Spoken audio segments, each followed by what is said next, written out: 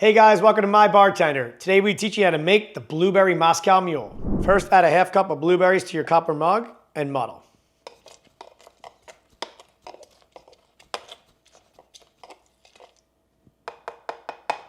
Next, fill your copper mug with ice. Next, add 2 ounces of your favorite vodka.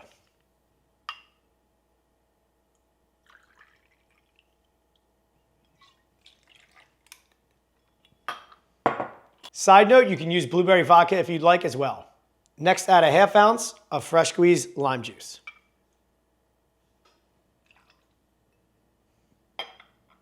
Next, top with non-alcoholic ginger beer.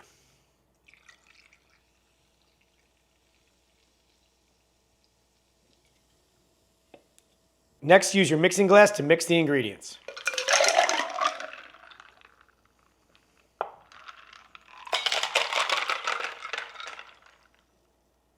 Finally, garnish with blueberries and a lime wheel. And that's how you make the Blueberry Moscow Mule. Cheers.